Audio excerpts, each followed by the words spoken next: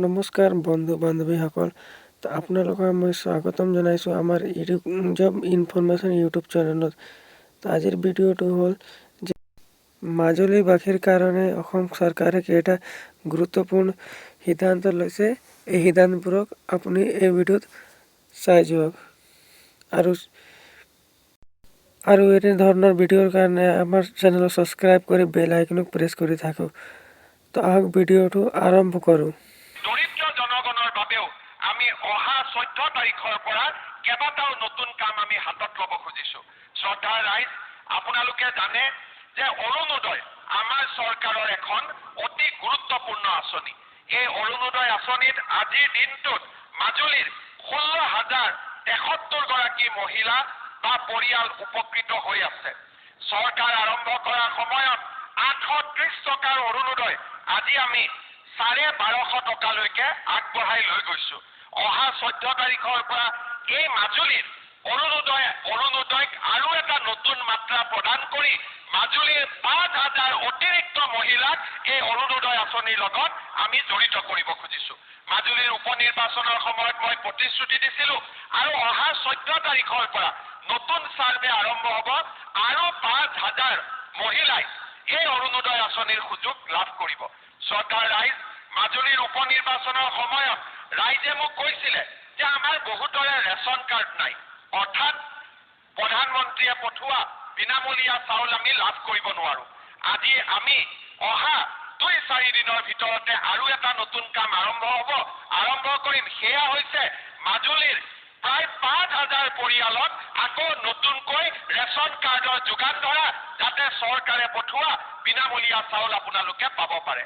শ্ৰদ্ধাৰ ৰাইজ, আমি আৰু এটা ডাঙৰ আঁচনি আপোনালোকৰ কাৰণে আৰম্ভ কৰিব খুজিছো। সেইটো হৈছে যিবিলাক পৰিয়ালৰ ৰেচন কাৰ্ড থাকিব, সেই পৰিয়ালবিলাকৰ ঘৰত যেতিয়া বেমাৰ আজাৰ হ'ব, তেওঁলোকে অসমৰ চৰকাৰী বেচৰকাৰী নিৰ্দিষ্ট হস্পিটালে হওক বা ভাৰতৰ বিভিন্ন ৰাজ্যৰ চৰকাৰী বেচৰকাৰী বিভিন্ন হস্পিটালত 5 লাখ টকাৰ মেডিকেল ট্ৰিটমেণ্ট বিনামূলীয়াকৈ কৰাৰ সুযোগ পাব।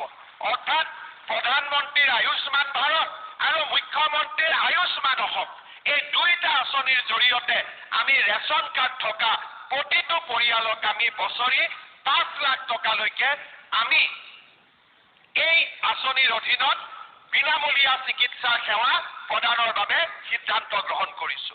শ্ৰদ্ধাৰ ৰাইজ, এই সভালৈ অহাৰ আগতে মই মাজুলীৰ কৃষক বন্ধুসকলক লগ পাইছিলো। অসম চৰকাৰে ধান ক্ৰয়ৰ বাবে যি আঁচনি হাতত লৈছে, যোৱাবাৰ মাজুলীৰ পৰা প্ৰায় 1400 মেট্ৰিক টন ধান আমি ক্ৰয় কৰিছিলো।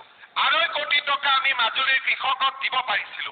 মাজুলীৰ এজন কৃষকে 25 লাখ টকালৈকেও ধান বিক্ৰী কৰিছিল। এতিয়া আমি মাজুলীত ধান ক্ৰয় কেন্দ্ৰ আকৌ নতুনকৈ আৰম্ভ কৰিছো। এইবাৰ মই আশা কৰিছো মাজুলীৰ ৰাইজে যাতে নিজৰ ভঁৰালৰ ধান ঘৰত ব্যৱহাৰ কৰাৰ পিছত কোনো যাতে ব্যক্তিগত ব্যক্তিক বিক্ৰী নকৰি চৰকাৰক যাতে বিক্ৰী কৰে, আমি প্ৰতি কুইণ্টলত 2040 টকাকৈ মাজুলীৰ ৰাইজক আমি যোগান ধৰিম। শ্ৰদ্ধাৰ ৰাইজ, ধান ক্ৰয়ৰ লগে লগে মাজুলীত আমি দুটা আঁচনিৰ ওপৰত গুৰুত্ব দিছো। এটা হ'ল মিছন বসুন্ধৰা, এটা হ'ল মিছন ভূমিপুত্ৰ। মিছন বসুন্ধৰাৰ অধীনত মাজুলীত বাস কৰি থকা প্ৰত্যেকগৰাকী ৰাইজক আমি ভূমিৰ পট্টা দিব খুজিছো। যদি চৰকাৰী মাটিত বহি আছো, খাছ মাটিত বহি আছো, আমাৰ যদি ৰায়ত হৈ আছো বা আমি যদি চিলিং চাৰপ্লাছ মাটিত বহি আছো, সকলো মানুহকে আমি ভূমি পট্টন দিব খুজিছো, যাতে চৰকাৰী আঁচনিৰ পৰা আমাৰ ৰাইজ বঞ্চিত হ'ব নালাগে। শ্ৰদ্ধাৰ ৰাইজ, মিছন বসুন্ধৰা আঁচনিৰ জৰিয়তে সকলোৱে এইবাৰ ভূমিৰ স্বত্ব লাভ কৰক, তাক মই অত্যন্ত বিনম্ৰতাৰে সৈতে আপোনালোকৰ ওচৰত আহ্বান জনাম। দ্বিতীয়তে আমি আৰু এটা কাম আপোনালোকৰ মাজত কৰি আছো, যাক আমি মিছন ভূমিপুত্ৰ বুলি কওঁ। অৰ্থাৎ এই মিছন ভূমিপুত্ৰ আঁচনিৰ জৰিয়তে আমি মাজুলীৰ যিমান স্কুলত পঢ়া ছাত্ৰ ছাত্ৰী আছে, 8, 9, 10তে আমি তেওঁলোকক কাষ্ট চাৰ্টিফিকেটখন হাতত তুলি দিব খুজিছো, যাতে কলেজত এডমিশ্যন লোৱাৰ সময়ত তেওঁলোকে কাষ্ট চাৰ্টিফিকেট বিচাৰি তেওঁলোকে যাতে হাবাথুৰি খাব নালাগে।